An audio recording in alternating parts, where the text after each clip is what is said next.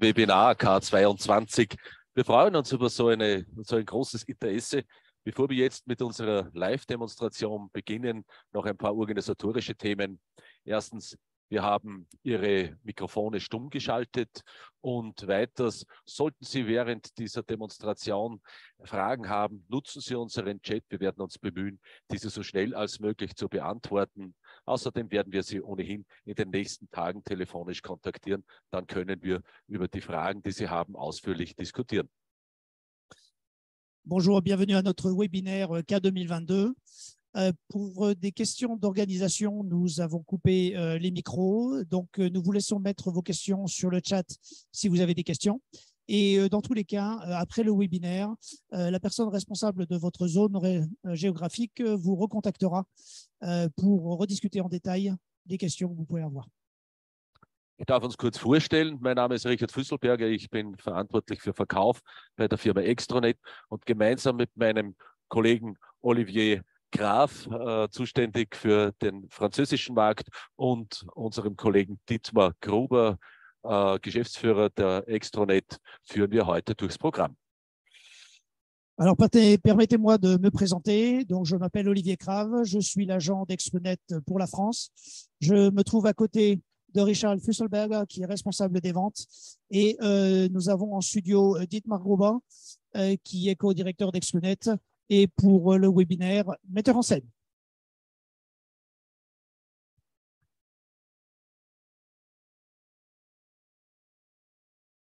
Ja, Olivier, bitte komm zu mir herein. Nimm Platz hier im Regieraum. Wir werden jetzt dann gemeinsam auch die Kurzpräsentation durchführen.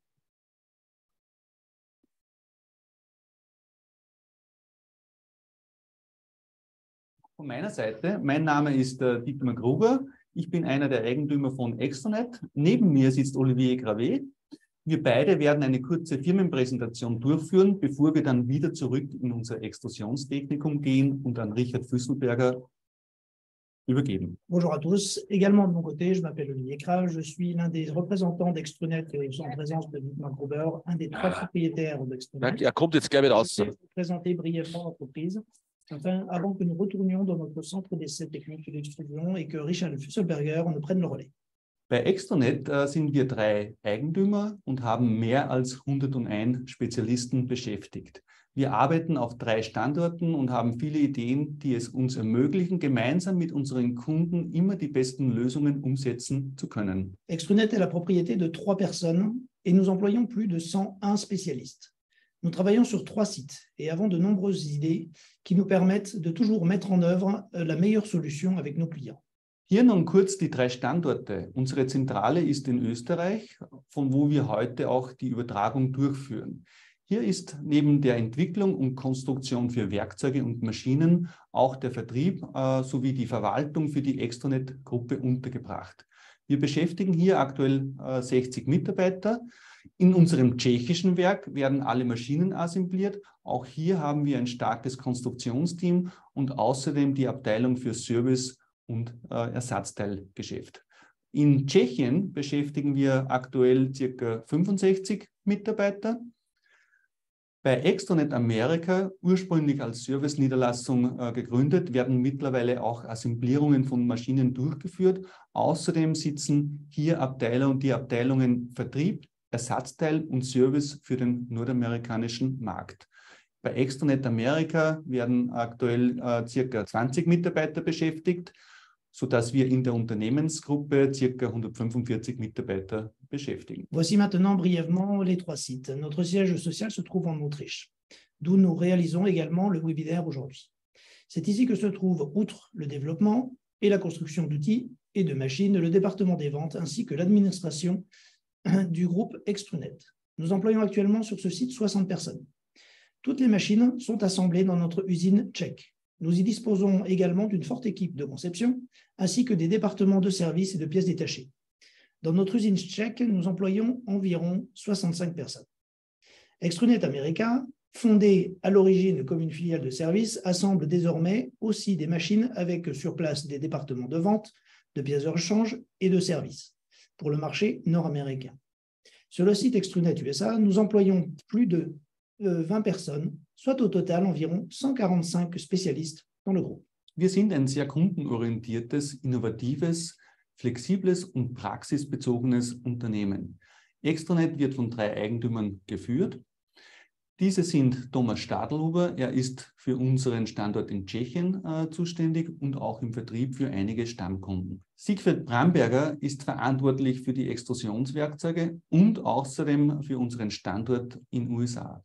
Ich selbst, hier in der Mitte dargestellt, bin zuständig für die Digitalisierung von unseren Produkten und außerdem Vertriebsleiter.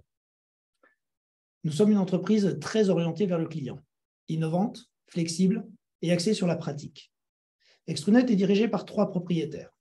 Il s'agit de Thomas Stadelhuber, qui est responsable de notre site tchèque et qui s'occupe également de la vente pour quelques clients réguliers. Siegel Bramberger est responsable des outils d'extrusion et de notre site aux États-Unis. Quant à Dietmar Gruber, représenté ici au centre et à ma gauche, est responsable de la numérisation de nos produits et est également directeur des ventes. Gemeinsam mit meinen Partnern fertigen wir nun seit 1993 Extrusionswerkzeuge und seit dem Jahr 2000 auch Extrusionsmaschinen. 2016 haben wir mit der Digitalisierung der Profilextrusion begonnen.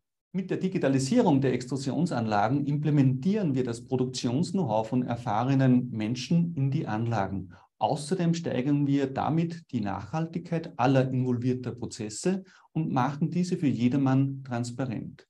Folglich können wir dadurch auch die Effizienz der Anlagen steigern. Wir verfolgen 2 wesentliche Kennzahlen. Diese sind die Steigerung der Maschinenauslastung und die Steigerung der Gutproduktion. Avec la numérisation des lignes d'extrusion, nous mettons en œuvre le savoir-faire des personnes expérimentées dans la production de profilés. De plus, nous augmentons ainsi la durabilité de tous les processus impliqués et les rendons transparents pour tout le monde. Par conséquent, nous pouvons également augmenter l'efficacité. Nous suivons 2 indicateurs essentiels. Il s'agit de l'augmentation de l'utilisation des machines et de l'augmentation de la production. Unser Leistungsumfang setzt sich wie folgt zusammen. Automatisierung der Extrusionsprozesse, Extruder, hier liefern wir Ein- und Doppelschneckenextruder, Extrusionsnachfolgen, Extrusionswerkzeuge, Projektmanagement und Trainings für unsere Kunden. L'étendue de nos prestations se compose de l'automatisation des processus d'extrusion, la fourniture d'extrudeuses, nous livrons ici des extrudeuses monovis ou double vis, des lignes de suite, des outillages d'extrusion, la gestion de projet et la formation. In dieser Folie sehen Sie unseren Lieferumfang nochmals grafisch dargestellt. Wir stellen her Extruder, Extrusionswerkzeuge, Extrusionsnachfolgen, Stapelanlagen. Aber das Wichtigste, wir verfügen als einziger Anbieter über eine Gesamtsteuerung und können dadurch auch unser großes Ziel, eine autonom gesteuerte Extrusionsanlage, leichter erreichen. Vielen Dank für unsere Aufmerksamkeit. Bevor wir nun in unser Technikum zurückgeben, schalten wir noch kurz zu unseren Betrieben in USA und Tschechien. Sur cette diapositive, vous trouverez une représentation graphique de notre gamme de produits. Extrudeuse, outillage d'extrusion, ligne de suite d'extrusion, machine d'empilage. Mais le plus important, c'est que nous sommes les seuls à pouvoir disposer d'une commande globale, ce qui nous permet également d'atteindre plus facilement de grands objectifs, à savoir une ligne d'extrusion à commande autonome. Nous vous remercions de votre attention. Avant de retourner à notre centre technique, nous allons visualiser brièvement nos entreprises aux États-Unis et en République tchèque. To Extrunet America. I'm Helmut Lenskasutter, Director of North America. We're located in Tecumseh, Michigan, where we provide sales, service, spare parts, and manufacturing for the window, decking, and fencing industries. Out here, you can see in our shop that we're building new equipment for current customers. Here, we have another machine that's almost done and ready to go out. You can see with the room that we have, this is why we're doing an expansion of another 10,000 square feet. This will be able to provide us to have a fully functional test line where we can run material, we can run profiles, and we can do test runs for current and future customers. Thank you for visiting us at Extrunet. We look forward to seeing you at our open house in spring of 2023. My name is Eduard Strasky, and I am a production manager at Extronet Czech. I have been with Extronet since 2011 and have been working in the extrusion industry for 15 years. Hello, my name is Christian Brigginger. I'm service manager at Extronet since 2012 and work in extrusion business since 23 years. Together with my team, we are your contact for the entire machine service area and support you to safeguard your production. Here at Extronet in Kaplitz, we design and manufacture your extrusion machines. Around 60 professionals are focused to realize a wide range of extruders and downstream equipment. All in all, we manufacture around 120 machines every year. Here in Kaplitz, we're in the middle of a renovation expansion process to make manufacturing more reliable for us and our customers. All machines will be tested together with our service technicians in this factory. Our goal is to fulfill your and our high standards and develop new functions to make extrusion for you more simple and more efficient.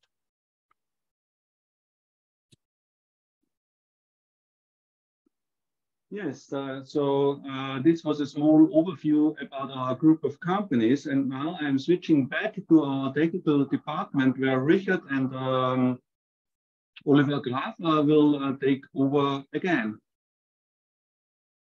Starten wir los mit unserer Performance. Hier in unserem modernst ausgestatteten Technikum können wir bis zu 4 Linien parallel betreiben. Mit der sehr hohen Variabilität unserer Linienausstattungen können vom kleinsten Profil bis zu einem XXL-Profil sehr gute Tuning-Prozesse durchgeführt werden. Alors commençons par notre présentation en direct. Donc nous nous trouvons en fait dans notre centre technique où nous disposons de 4 lignes. Donc 4 lignes principalement, vous voyez, équipées d'équipements Extronet. Ce centre technique nous permet aussi d'installer des lignes complètes qui sont destinées à partir chez les clients sur lesquelles nous faisons les mises au point intégralement sur leur ligne. Basis für die heutige Vorführung ist ein Fensterflügelprofil mit mittlerer Geschwindigkeit. Wir konzentrieren uns bei dieser Performance auf 3 Kernbereiche: Wassermanagement, Vakuummanagement und Luftmanagement. Mit unseren digitalen Systemen und smarten Lösungen wollen wir Ihnen einfach zeigen, welche Möglichkeiten es gibt zu einer wesentlichen Verbesserung der Prozesse, die Ausschussraten zu senken, Energie einzusparen und somit einen wesentlichen Beitrag für nachhaltige Produktion zu bringen. Alors en direct aujourd'hui, nous allons vous montrer en fait un outillage de profil d'ouvrant à vitesse moyenne sur lequel nous allons nous concentrer sur 3 domaines clés qui est la gestion de l'eau, la gestion de l'air, la gestion du vide. Avec nos systèmes numériques et nos solutions intelligentes, nous allons vous montrer quelles sont les solutions qui permettent d'économiser de l'énergie, diminuer de rebut, avoir de la réactivité et tout ça en vous informant au maximum de la Produktion. Wir werden Ihnen auch heute unsere Weiterentwicklung von IMEC-D zeigen, ein System, mit dem Sie einzelne Profilsektionen innerhalb der Produktion inline korrigieren können. Aktuell messen wir, Sie haben ja das gesamte Profil gesehen, nur ein einziges Maß, um das auch besser zu veranschaulichen. Das sieht man auch hier sehr gut jetzt auf diesem Terminal. Und wir werden jetzt dann, um Ihnen zu zeigen, wie IMEC-D funktioniert, warte noch ein bisschen, werden wir die Abzugsgeschwindigkeit erhöhen und damit künstlich das Gewicht verringern. Und damit muss sich auch dieses Maß verkleinern. Donc là, nous allons parler de l'évolution de notre EMAC-D qui va faire un suivi en fait de la cote. Ici que l'on va voir à 3,7. Donc nous allons vous montrer plus tard en fait comment on va contrôler cette cote-là. Donc on va contrôler ici, vous voyez une cote de 3,7 avec plus de 0,1, avec ici une vitesse actuelle, enfin une dimension actuelle, je veux dire, et une vitesse de 3 mètres minutes, et on va le faire évoluer avec certains éléments qu'on va vous montrer dans la ligne. Wir werden also jetzt die Geschwindigkeit von 3 Meter auf 3,1 Meter erhöhen.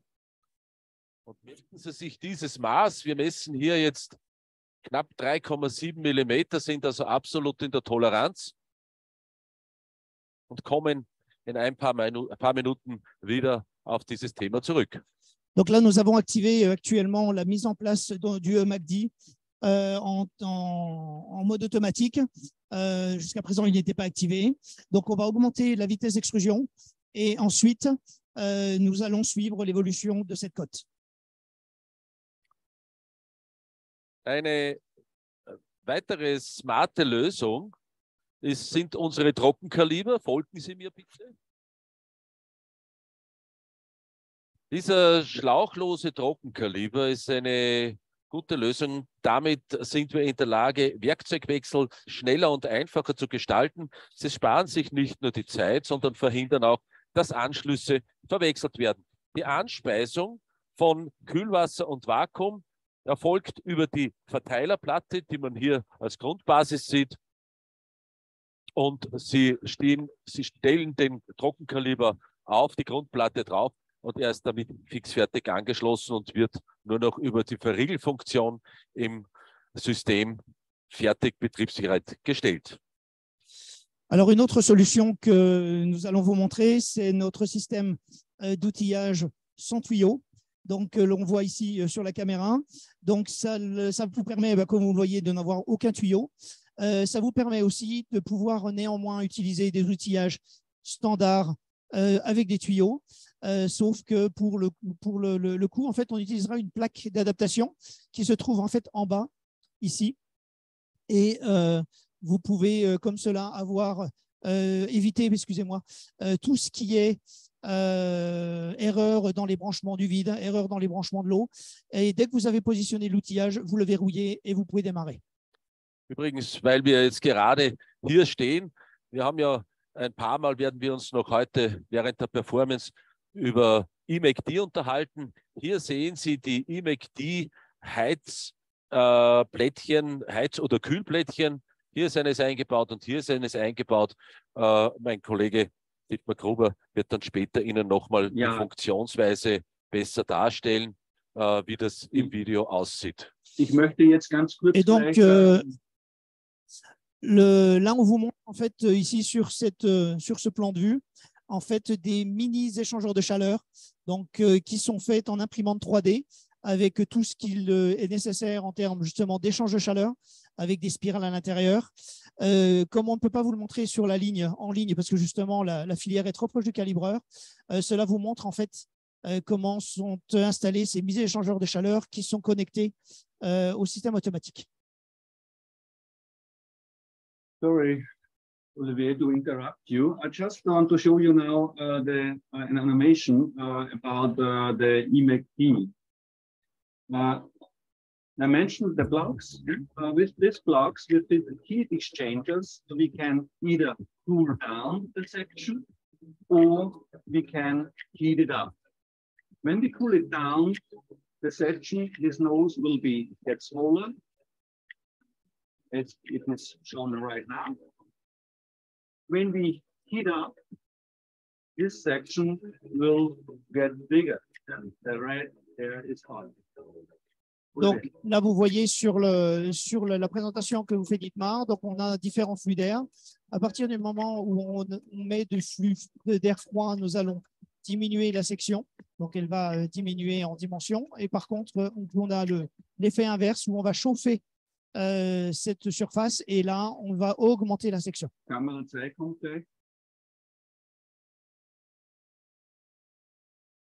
Wir sind fertig, Dietmar? Ja, ganz kurz noch einmal zu dem schlauchlosen System. Im Vergleich zum konventionellen System sparen Sie damit natürlich Rüstzeiten und Sie erhöhen die Prozesssicherheit, weil es ja keine Verwechslungen gibt bei den Vakuum- und Wasseranschlüssen. Alors, par rapport à un système conventionnel, vous économisez ainsi des temps de préparation dans l'outillage. On estime des économies attendues aux alentours de 5 à 10 000 Euro. Die ganze Welt ist aufgrund der enorm steigenden Energiepreise und aufgrund der Klimakrise auf Sparkurs oder sollte es zumindest sein. Mit unserem EcoPlus-System reduzieren wir den Energieverbrauch um 70% bei der Pumpenleistung. Und die Frage ist natürlich, wie geht das? Alors, en raison de l'énorme augmentation des prix de l'énergie et de la crise économique, le monde entier est sur la voie d'autorité, ou du moins devrait l'être. Avec notre système EcoPlus, nous réduisons en fait la consommation d'énergie jusqu'à 70% pour la puissance des pompes. Alors, comment cela fonctionne, c'est ce qu'on va vous montrer.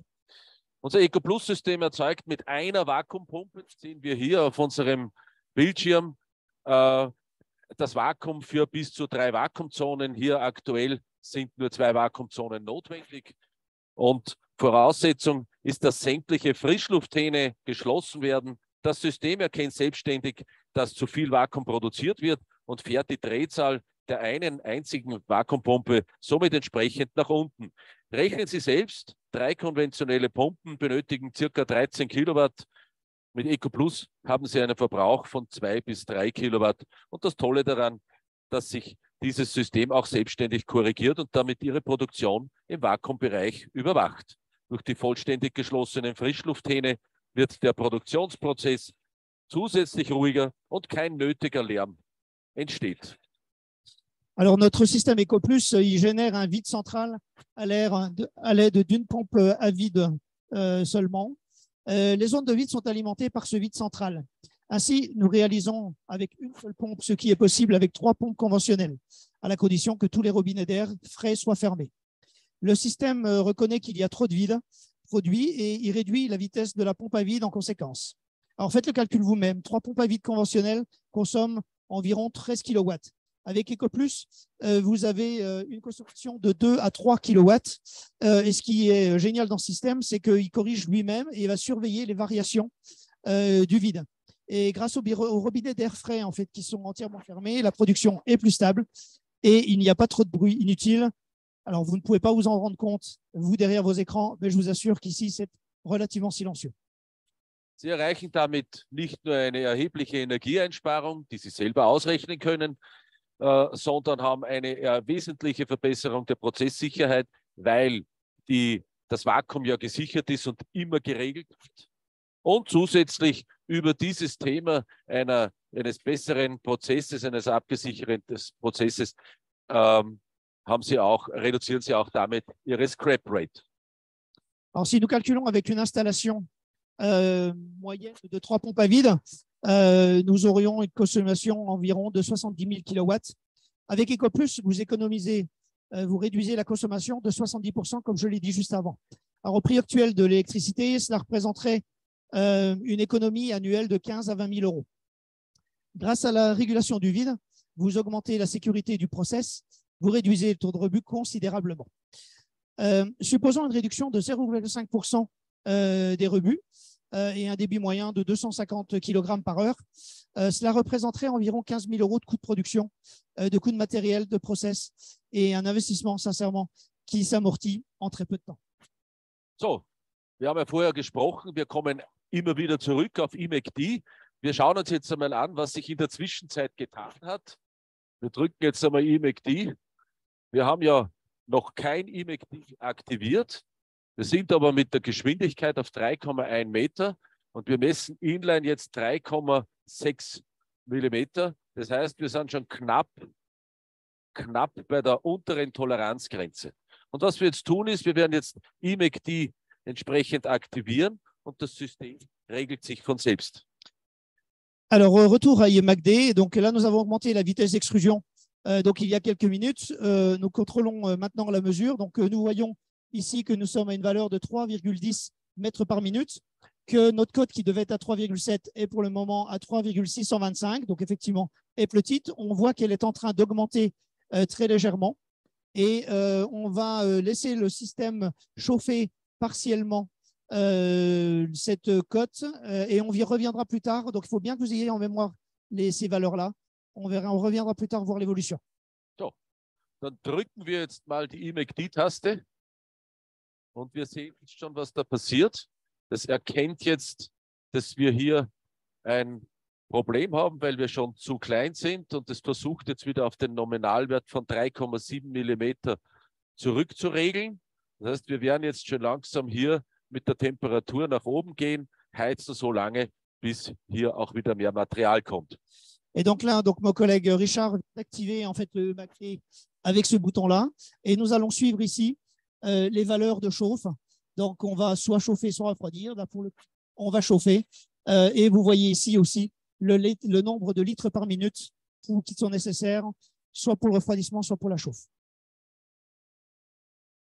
Wir kommen in ein paar Minuten wieder zurück auf IMECD. Sprechen wir über ein anderes Thema. Es geht um Wassermanagement.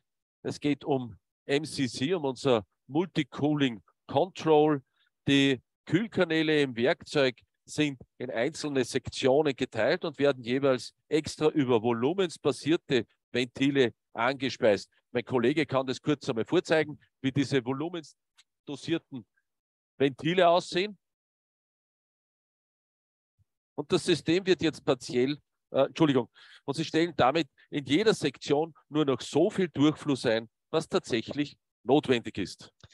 Alors, notre MCC, qui veut dire Multi-Cooling Control, est une nouveauté absolue. En fait, les canaux de refroidissement dans l'outillage sont divisés, comme on le voit à l'écran, en différentes sections. Donc, on a des sections bien identifiées. Et ici, nous pouvons en fait jouer directement sur les débits de chaque section. Donc, ça nous permet d'alimenter séparément. Donc, tout ça. Alors, mon collègue vous a montré tout à l'heure des vannes qui étaient des vannes basées sur le Volume Go et qui vont être nécessaires pour régler chaque section de votre outillage. Mein Kollege wird jetzt einmal eine Position, zum Beispiel die erste, umstellen. Donc là, on vous montre là comment on peut changer les valeurs de 3 à 3 litres, 3,2 litres par litre. Und wird sich entsprechend nachregeln. So, diese Einsparung macht sich in der niedrigen Pumpenleistung, in einer geringeren Kühlleistung Ihrer Chiller bemerkbar und spart somit natürlich Energie. Zusätzlich sichert es Ihre Produktion, weil die Ventile automatisch öffnen, wenn ein Kühlkanal teilweise blockiert ist und der Maschinenbediener bekommt auch einen entsprechenden Alarm, dass es Probleme in der Kühlung gibt, die man ja sonst von außen nicht sehen würde. Und außerdem wird dieses Problem, also welche Sektion tatsächlich ein Problem hat, auch genau angezeigt. Zusätzlich können Sie mit dieser Technik dann auch Biegungsproblemen entgegenwirken, weil Sie mit dem geregelten Kühlwasserdurchfluss unterschiedliche Einstellungen kontrollieren können. Alors, on vous a montré les sections, des différentes sections de refroidissement juste avant. Nous obtenons en fait une réduction considérable de la consommation d'eau et de refroidissement. Nous sommes environ à 3 mètres cubes. Avec un refroidissement conventionnel, vous auriez besoin de 8 à 10 mètres cubes par heure. Donc, cette économie se traduit par une puissance de pompe plus faible, une réduction de la puissance de refroidissement et bien sûr de vos refroidisseurs, donc une économie d'énergie. De plus, cela sécurise votre production car les vannes s'ouvrent automatiquement lorsqu'un canal de refroidissement est partiellement bloqué et l'opérateur de la machine va recevoir une alerte sous différentes formes dès qu'il y a un problème dans le refroidissement. En outre, ces techniques vous permettent de lutter contre les problèmes de flèche et vous donnent autant de paramètres possibles pour faire de la mise au point. Sie erreichen damit natürlich eine wesentliche Verbesserung der Prozesssicherheit, eine erhebliche Reduktion der Pumpenleistungen und damit auch ein entsprechendes Einsparungspotenzial. Donc, les principaux effets en fait sont obtenus par le MCC. C'est une augmentation significative de la productivité, une amélioration de la sécurité de votre process et une réduction considérable des performances des pompes, donc une grosse économie d'énergie. Wir schauen jetzt wieder mal ganz kurz zu IMECD. Was hat sich in der Zwischenzeit getan?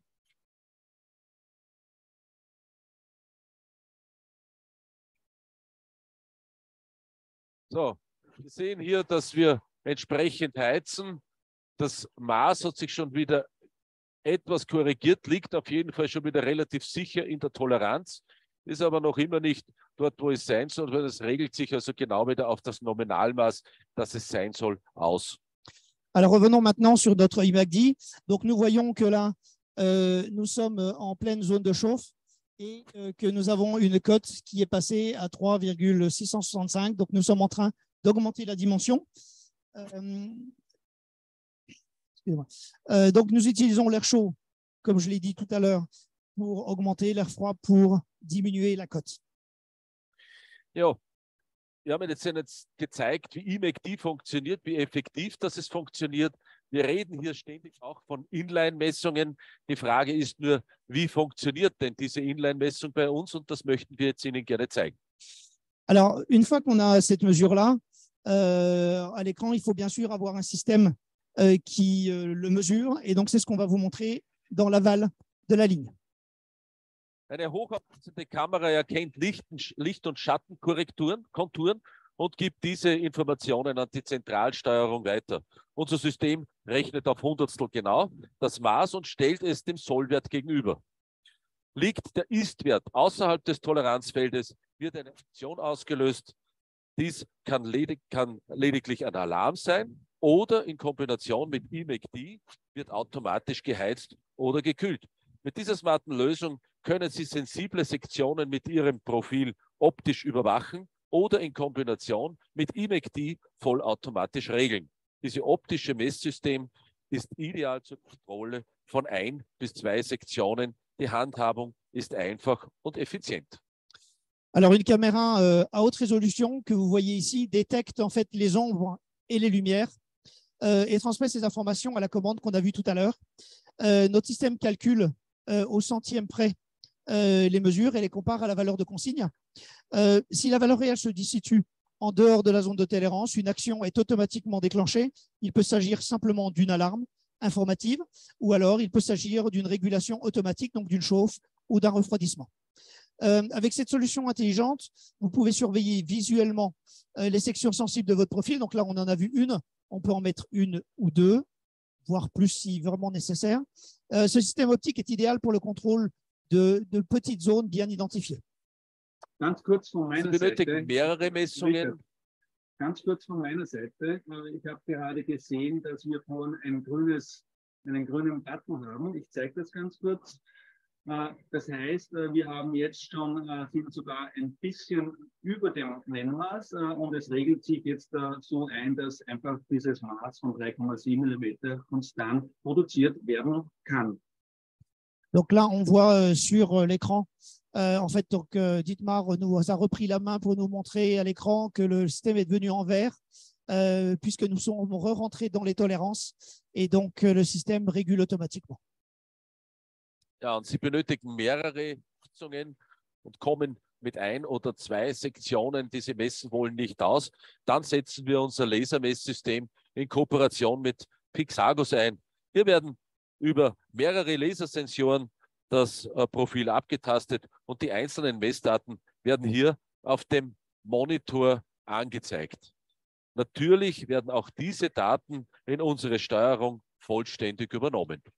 Alors, vous avez besoin de plusieurs mesures. Alors, à ce moment-là, on utilise un deuxième système que certains d'entre vous connaissent certainement déjà, qui est un système de mesure laser en collaboration avec la société Pixargus, qui va nous permettre, avec ces capteurs laser, de mesurer plusieurs sections bien identifiées. Et en fait, ces valeurs-là vont être montrées à l'écran. Donc, on va pouvoir suivre ces valeurs soit visuellement, soit les connecter directement à notre système central si on veut vraiment avoir une traçabilité de ces cotes. Ja, nachdem wir Ihnen jetzt gezeigt haben, wie IMECD funktioniert und wie diese Inline-Messdaten funktionieren, wird Ihnen unser Kollege, der Herr Dietmar Gruber, ganz kurz noch einmal ein Dashboard zeigen, wie sich diese Messdaten in den letzten 15 Minuten circa verhalten haben. Donc maintenant, on va regarder sur le pilotage, la commande centrale, exactement où est-ce qu'on en est en termes de régulation. Et Dietmar va vous montrer l'évolution qu'il y a eu les 15 dernières minutes depuis qu'on a activé en fait, ce système.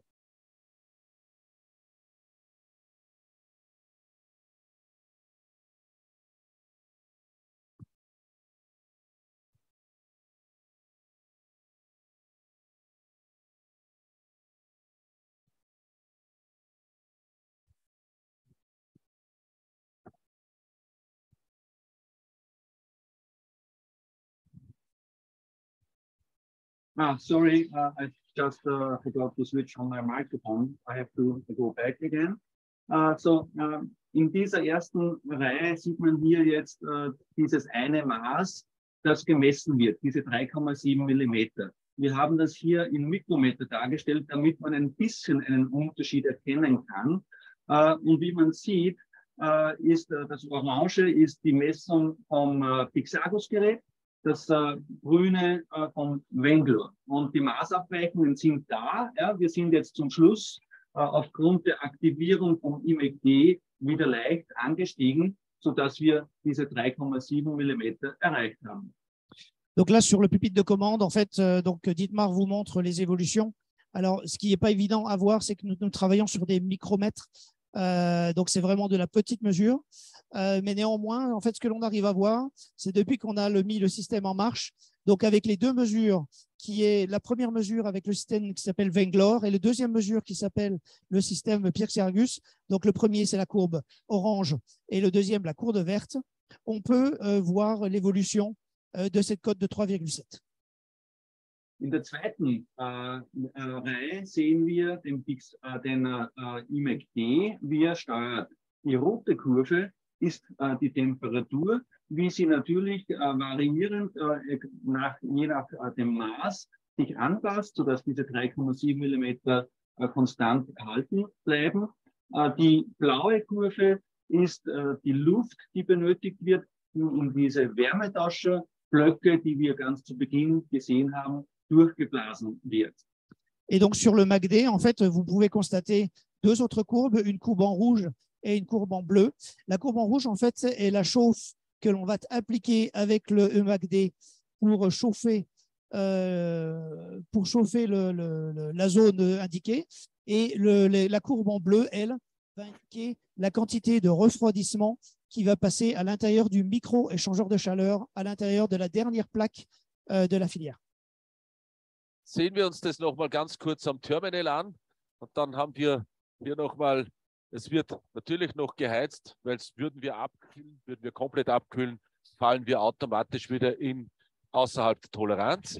Aber wir sehen hier jetzt ein 3,681, also wir sind auf 200stel dabei. Wir sind also absolut beim Nennmaß.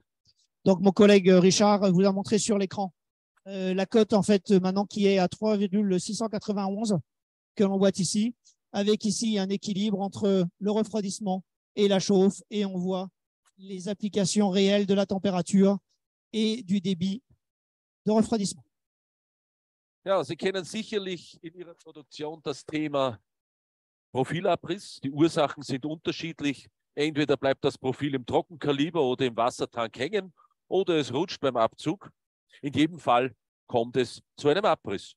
Und Sie haben einen teilweise erheblichen Produktionsstillstand, bis Sie wieder die Produktion neu starten können.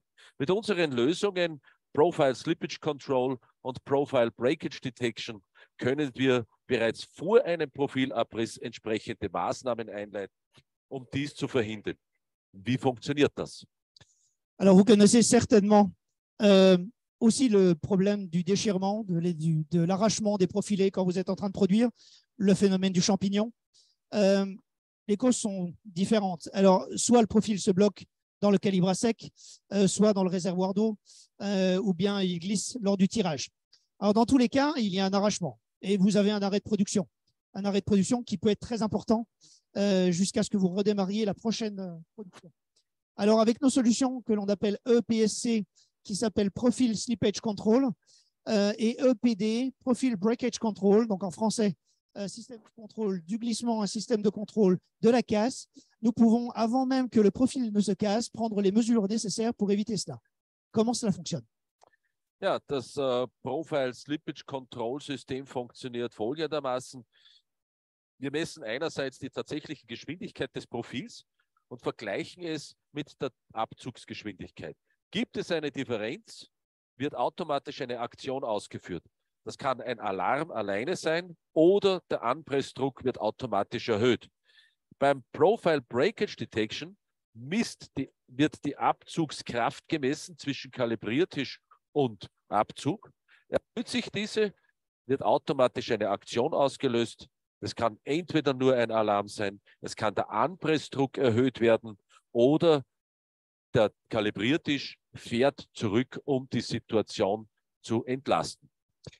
Alors, le système EPSC je vous rappelle, c'est le système d'anti-glissement ou de surveillance du glissement. Lui, il va mesurer la vitesse réelle du profilé. Donc, on voit ici une recodeuse. Il va comparer la vitesse de la tireuse avec la vitesse du profil. Et s'il y a une différence, une action est automatiquement exécutée, engendrée. Alors, il peut s'agir d'une alarme simple ou bien d'une augmentation automatique de la pression d'appui. Le EPBD, qui est donc le système anti-casse, lui va mesurer la traction entre la table de calibrage et la tireuse. Alors, si celle-ci augmente, une action est automatiquement exécutée. Donc, une alarme soit est déclenchée, soit la force de traction est augmentée, soit la table de calibrage recule automatiquement afin que la situation se débloque. Ja, alle Daten werden bei uns gesammelt. Wir haben eine Vielzahl von Sensoren auf unseren Linien und das wird zusammengefasst über ein Dashboard, das Ihnen unser Kollege der Herr Gruber auch gleich zeigen wird. Et toutes les données, en fait, se sont mémorisées dans notre système. Comme ça, vous pouvez avoir une traçabilité de ce qui s'est passé sur votre ligne d'extrusion. Ja, hier sehen Sie eines dieser vielen Dashboards. Also man kann sich ein Dashboard so gestalten, wie man will. Aber das sind für uns die wesentlichen Daten, die wir von einer Anlage immer wissen wollen. Also man sieht hier mal, der grüne Button ist on, das heißt, wir sind in Produktion. Und wir sehen neben diesen wesentlichen Daten wie Unterdruck an den Kalibrierblöcken, wie Wasserverbrauch, wie Motorlast, wie Stromverbrauch, Abzugskraft. Offline. Wie Abzugskraft. Und sehen wir alle Daten hier. Und ich gebe jetzt zurück an meine Kollegen, die dann wiederum mit der Übertragung weitergehen. Aber wie gesagt, Dashboards gibt es eine Vielzahl. Es gibt natürlich auch eine Übersicht, wo man einen sogenannten Leitstand hat. Da sind alle Anlagen drauf und man sieht nur zum Beispiel On-Off und welches Profil läuft. Und dort dann den Gesamtwasserverbrauch des gesamten Betriebes als Beispiel. Alors, nos lignes sont entièrement interconnectées, ce qui signifie que l'extrudeuse est connectée jusqu'à la table basculante. Nous avons tout le process en une seule commande. Grâce à un grand nombre de capteurs, en fait, nous obtenons une vue d'ensemble des paramètres de production. Nous l'affichons d'une part sur le tableau de commande que vous a montré Dietmar pour une utilisation simple et facile. D'autre part, vous pouvez aussi en option consulter les données via un tableau de bord. Alors, peu importe où vous trouvez, ça peut être sur votre téléphone, ça peut être sur votre iPad, ça peut être sur votre ordinateur, vous avez toujours une vue d'ensemble de votre production. Vous aurez toujours le contrôle. Tous les paramètres de l'extrudeuse jusqu'à la table de décharge peuvent être consultés. Selon les réglages, les données peuvent être enregistrées. Des graphiques vous permettent de visualiser rapidement et facilement s'il y a eu des changements. Alors, si par exemple une erreur survient régulièrement dans votre production, ça va vous permettre très facilement de trouver des différences en vérifiant les données, en vérifiant ce qui s'est passé et d'avoir une traçabilité. Alors, ce système de données est unique en son genre dans le domaine de la production, mais il existe déjà depuis très longtemps sur les lignes Extrunet, qui a depuis très longtemps travaillé sur des systèmes d'automatisation de lignes. Et grâce à notre propre département d'automatisation, de programmation, nous pouvons proposer de multiples solutions sur mesure. Ja, kommen wir zu einer weiteren effizienten Lösung. Neben normalen Kipp- und Schiebetischen können Sie natürlich auch die Produktion mit einem automatisierten Stapelautomaten ausstatten. Schauen wir uns das einmal an, wie das bei uns funktioniert. Donc, en plus des tables basculantes, des tables coulissantes normales, vous pouvez équiper votre production d'un automate d'empilage entièrement automatisé avec ou sans rotation. Donc, ici, pour cette démonstration, nous n'avons pas fait de rotation. En commençant par un mécanisme où on a une mesure de longueur, mais on va vous expliquer tout ça un petit peu plus en détail. Ja, angefangen der Stapelautomat mit einem Drehmechanismus, sodass man die Profilstangen 180 Grad drehen kann, um sie besser zu stapeln. Là, on a les profilés qui arrivent. Donc, on peut choisir en fait une rotation de un profilé l'un sur d'autre si jamais vous voulez effectivement économiser de la place ou faire de l'optimisation de stockage de vos profilés. Ebenfalls gleichzeitig inline wird das Profil erwogen, das sehen Sie jetzt im Bild. Und auch gleichzeitig wird das Profil in der Länge gemessen. Et donc, en plus de cela, donc, on a une mesure du poids en ligne. Donc, la caméra vous est en train de vous montrer les cellules de mesure qui sont mises directement sur la bande d'entrée. Donc, en fait, on va chaque profilé le mesurer en longueur et en poids. So, wir sehen jetzt, was passiert. Jetzt wird es gewogen. On voit le profilé qui est légèrement soulevé pour faire la mesure de poids. Die Länge gemessen. Ensuite, on fait la mesure de longueur. Beides okay ist. Donc, la cité est OK. On le vient le palettiser sur le côté gauche. Auf die entsprechenden Arme. Voilà, donc on vient le positionner avec les autres profils qui sont bons. S'il avait été mauvais, nous l'aurions fait sortir sur l'arrière. Rückwärtig das Terminal an. Wir haben ja gesagt, jedes Profil für sich wird gemessen, gewogen und wird auch entsprechend abgespeichert. Donc chaque profil en fait est mesuré et pesé comme vous l'avez vu et en plus est mémorisé ici avec la possibilité d'avoir vraiment les informations par profilé. Das heißt, wir können uns jedes Profil hier raussuchen und sehen dann auch, was gemessen wurde, mit welchem Maß, mit welchem Gewicht, etc. etc. Donc là, on voit en appuyant directement sur un profil que l'on a les différentes informations de poids et de longueur. On pourrait avoir aussi, bon là, ce n'est pas le cas sur cette ligne, cette démo, on pourrait avoir aussi des informations sur des cotes que l'on veut surveiller aussi. Donc, on a un rapport qui va être mis après sous forme de barcode qui aura les informations de la palette dans son intégralité. Ja, und wie Sie sich vorstellen können, nachdem wir ja alle Prozessdaten, alle Maße, Längen, Gewicht in der Datenbank auch abspeichern, können wir natürlich auch all diese Daten auf einem Barcode auf das Profil andrucken. Und mit diesem Barcode haben Sie in weiterer Folge, je nach Berechtigung, alle Prozessdaten sowie auch Maßdaten können Sie abrufen. Und das ist die Zukunft der Extrusion. Wir wollen digital sein, wir wollen automatisieren und wir wollen teilautonome Steuerungen umsetzen. Und ein paar davon haben Sie heute auch hier gesehen. Donc, Dietmar vient de reprendre un petit peu ce que j'ai dit, mais je vais le recompléter. Donc, vous voyez que le but en fait de ce genre de ligne, c'est d'automatiser au maximum votre production, d'avoir des informations, des paramètres qui sont mémorisés de profil de l'un à l'autre, d'avoir une traçabilité de tout ce que vous avez fait sur cette production et de mémoriser tout cela en fait dans le système de commande. Et après, vous pouvez mettre un barcode, comme je vous l'ai dit, des rapports de mesure. Vous avez vraiment une traçabilité de ce que vous avez produit. So, vielleicht noch ganz kurz, weil wir den jetzt hier ausgestellt haben, ein Düsenkäfig mit Zentralstecker, etwas, was immer populärer wird und von immer mehr Kunden auch Verwendung findet. Auch hier geht es darum, Prozesse abzusichern und Zeiten einzusparen. Donc là, on vous montre quelque chose qui est un petit peu différent de ce qu'on vient de vous montrer, c'est-à-dire un système de cage, d'outillage en fait assez rapide, où vous avez des branchements automatisés. Donc, ça vous évite en fait de vous changer à chaque fois vos plaques de chauffe. C'est une sorte de cassette en fait, donc qui vous économise beaucoup de temps de branchement puisqu'en fait vous avez une seule prise à starting et les outillages viennent à l'intérieur de cette cassette. Ja, meine Damen und Herren, wir sind nun am Ende unserer Live-Vorführung. Hoffen, dass wir Sie begeistern konnten.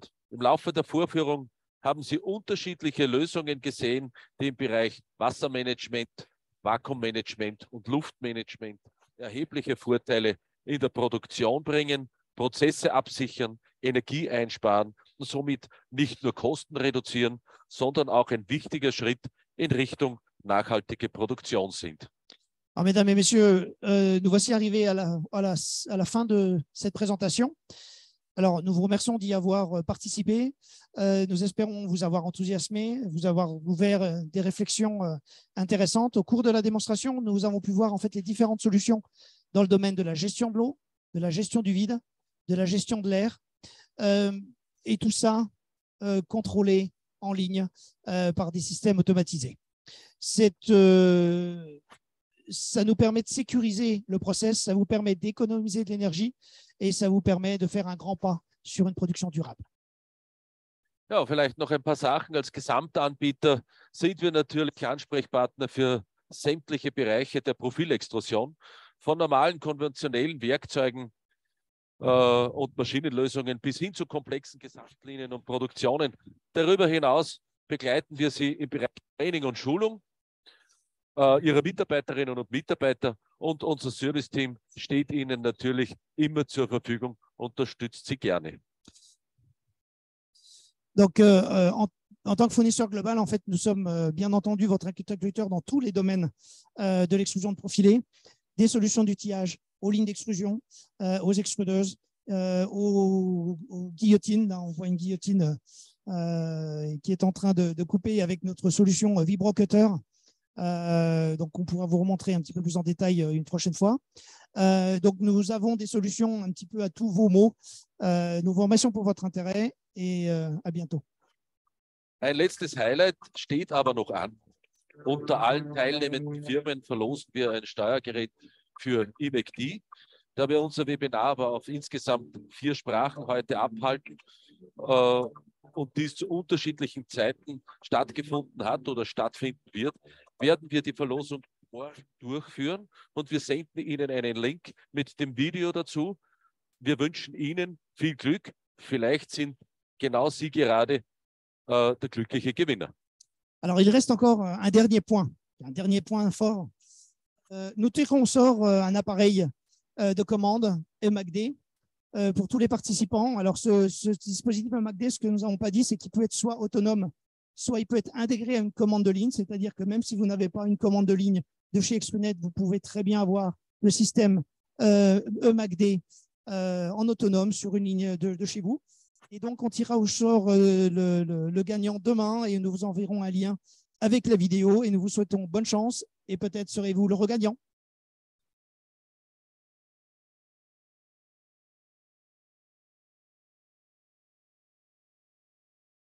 Ja, dann darf auch ich mich zu meinen Kollegen hinaus bewegen. Vielen Dank für Ihre Aufmerksamkeit heute.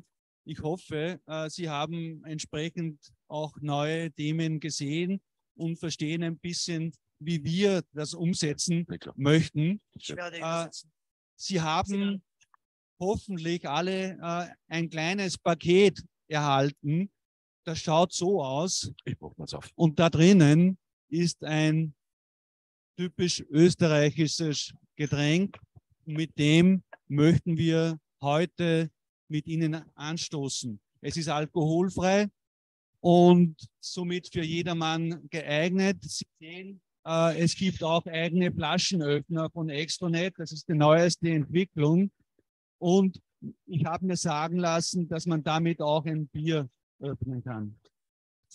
Donc, vous avez dû recevoir un paquet, en fait, alors, pour ceux qui étaient enregistrés un petit peu en avance, ceux qui n'ont pas été enregistrés le recevront un petit peu plus tard. Vous aurez l'occasion d'en profiter un petit peu après. C'est une boisson autrichienne non alcoolique, non alcoolisée. Et donc, c'est assez léger. Encore une fois, on vous remercie pour votre participation et on vous souhaite bonne santé. Merci beaucoup. So, Prost, Santé, zum Wohl. Cheers. Cheers. Santé.